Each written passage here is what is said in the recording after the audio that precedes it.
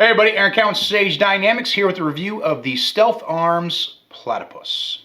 This review has already been seen on the Sage Dynamics Patreon. You can see reviews there first and a lot of videos you're not going to see anywhere else. Of course, I do this disclaimer every time I drop a video on YouTube. I am almost 100% Patreon exclusive, so if you want to see my videos, that's where you can check them out. You get more videos there, 2, sometimes 3 videos a week, a lot of cool content, a lot more personable conversation. And you can help support me in, well, paying for all this stuff that I review, ammunition, time, equipment. And I do a monthly challenge every month where I put out a drill, and it's for Patreons only. And the winner of that drill usually gets a pretty sweet prize. In fact, for February, it's a Beretta Ultima Patrol A300 shotgun going to a person who shoots a drill that I put up in there in the fastest time. Of course, every month's going to be different. You might be watching this in a month, but that's already passed. But it gives you kind of an idea of what we're doing over there. So, if you're interested in supporting the Sage Patreon, check it out at patreon.com/Sage Dynamics. Now, to the review of the Stealth Arms Platypus. Did an initial impression on this. I know a lot of you guys have been waiting for me to finish this video, and it's finally done, which could be a good thing. Initially, my biggest concern was pretty much just the placement of that slide release. It seems to be in a slightly different place.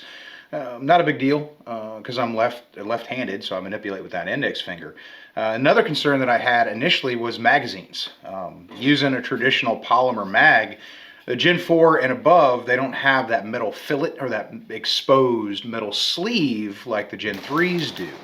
So I've got a metal magazine release on a polymer mag. I've seen some people post about it, comment about it, that long-term users of the Platypus have already experienced magazine-related issues wearing on the actual magazine catch or the catch release there on the magazine. So that's definitely a concern going into it. I purchased 3 of the MBX steel magazines for Glock to use in this gun, which we'll get to.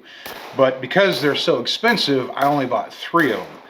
The magazine itself is good, just as a small little review inside the review, but it's a 3D printed follower. And I kind of feel if I'm going to spend as much money as I spent on these magazines, I shouldn't be getting 3D printed parts. But let's talk about the gun itself. So it is 2011 style, but it's not a true 2011. It is a solid frame. It's not a 2-piece frame like you see with 2011s.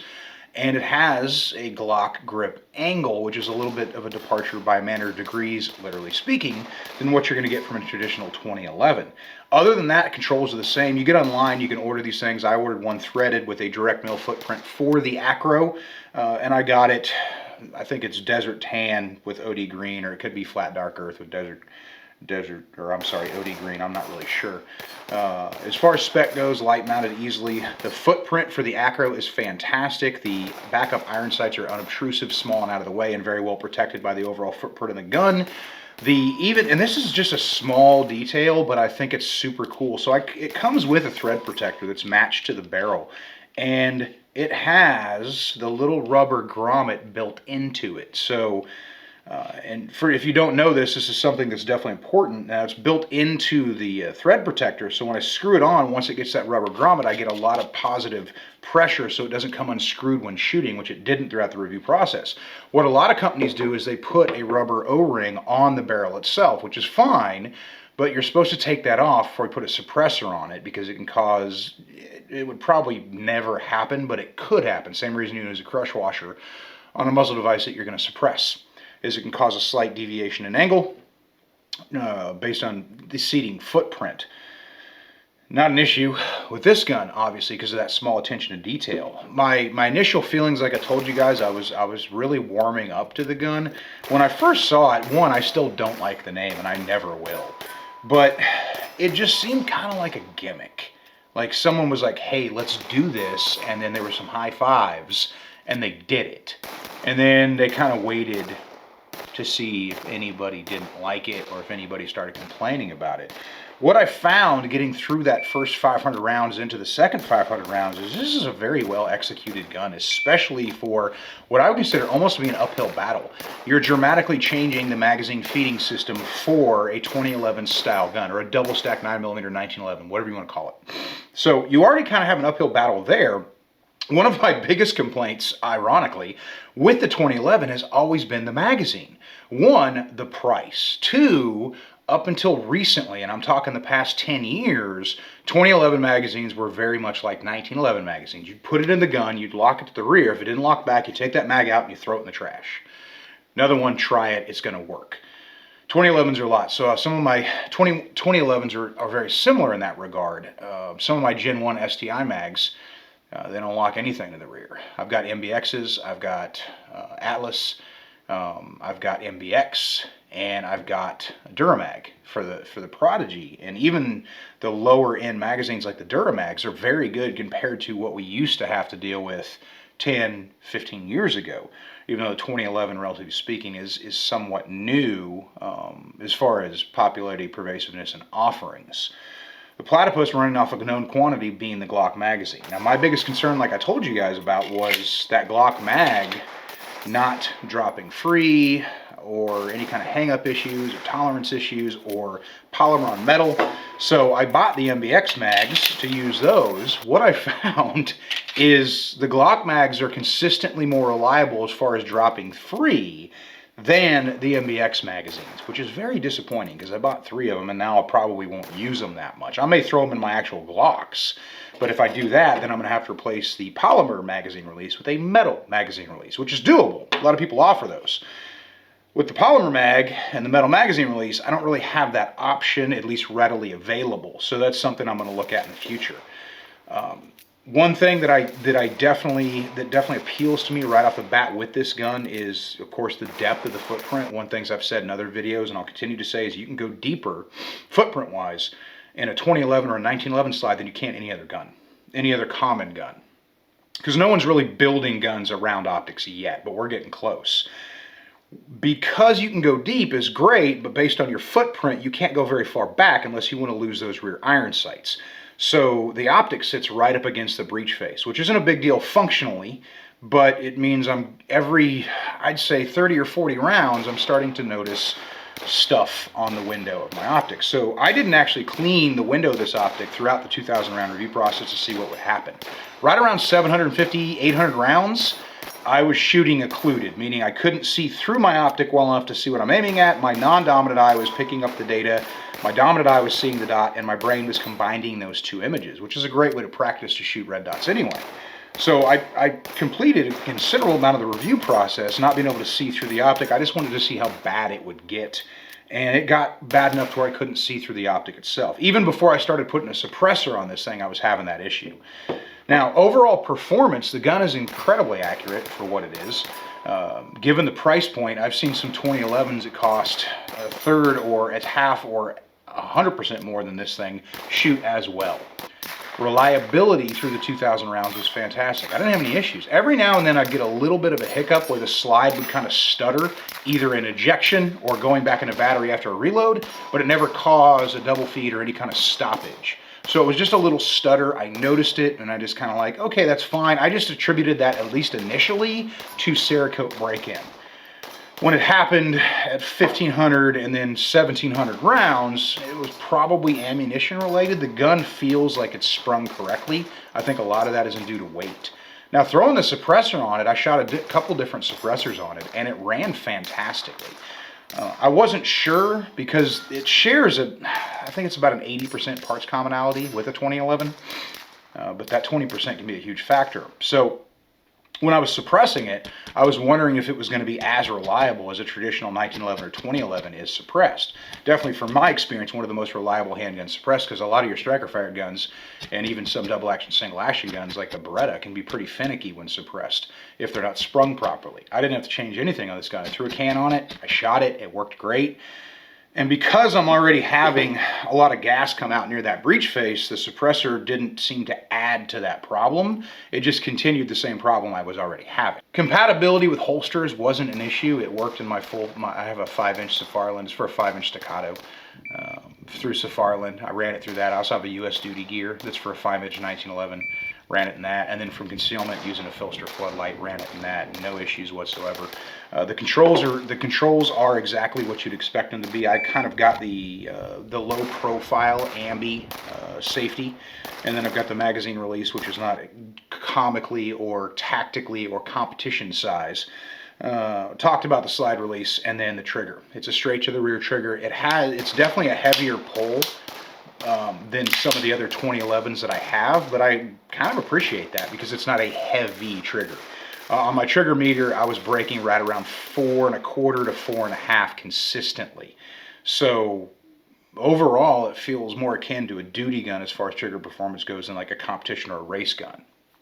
Now, of course, the big question, how's the footprint? Well, the footprint is extremely deep and it seems to be very close to spec.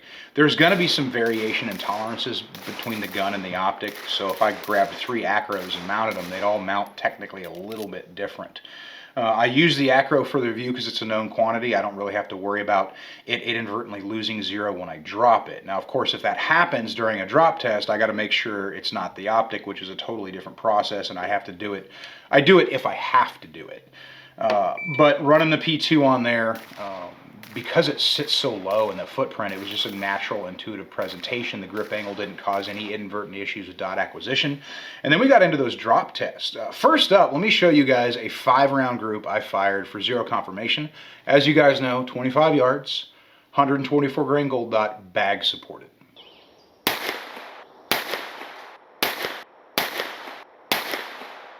Then, of course, every 500 rounds, we did that shoulder height drop test, which is to simulate an incredible amount of energy being delivered to the gun inadvertently. So it's not necessarily like I think people are going to drop their guns, although people do. It's more simulating a lot of shock being delivered, like the holster takes a hit going through a door, or your body weight falls on it, or something akin to that. Or you set it on the tailgate and it rolls off and falls. So here are your drop tests.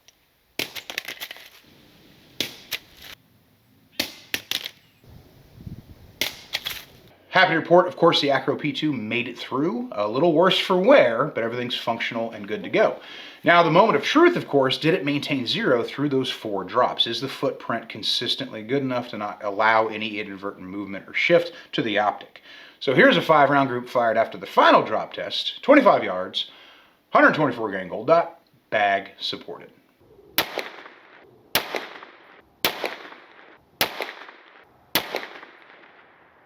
I would call that return to 0 also a good demonstration of the firearm's accuracy. So 2,000 rounds, what do I think?